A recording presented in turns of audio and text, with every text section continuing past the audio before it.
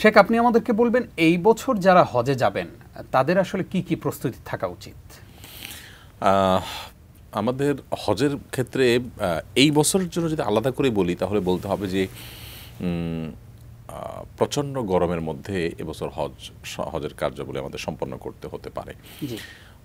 গত বছরও ভয়ঙ্কর গরম ছিল সৌদি আরবে, মিনা, মুজদালিফা, আরাফা, এবং বহু মানুষ হিটস্ট্রোকে মারা গেছেন।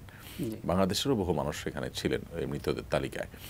তো এই জন্য আমার মনে হয় যে ওখানে তীব্র গরম পড়বে, সেটি আমাদের মাথায় রাখা দরকার, এবং সেই জন্য উপযোগী পোশাক আশাক নিয়ে যাওয়া দরকার।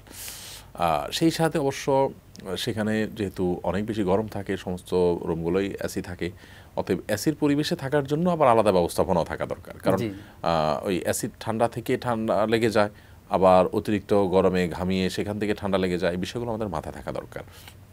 সেই সাথে আপনার হজটা আসলে হওয়া উচিত হলো ইয়াং বয়সে অথবা শক্ত থাকতে। একেবারে বৃদ্ধ বয়সে হজ করার আমাদের দেশ থেকে যে মানুষের মধ্যে প্রবণতা দেখা যায়, এটা আসলে সঠিক নয়, এবং এর ফলে যেটা হয় যে হজের কার্যাবলী সম্পাদন করা খুব কঠিন হয়ে যায়। তো বিশেষ করে আরাফা, মিনা, মুজদালিফা এই জায়গাগুলোতে যখন অনেক বেশি রোদের উত্তাপ থাকে, তখন বাহিরের প্রয়োজন ছাড়া বেরোনো এবং আপনার সময় কাটানো, এগুলো আমাদের জন্য রিস্কি হয়। এই বিষয়গুলো আমাদের মাথায় রাখা দরকার। আর এর বাইরে আমাদের বস্তুগত যে প্রস্তুতি আছে সেগুলো মোটামুটি আমরা সবাই কম বেশি জানি বা প্রশিক্ষণ নেই, সে প্রস্তুতিগুলো আমরা নেব।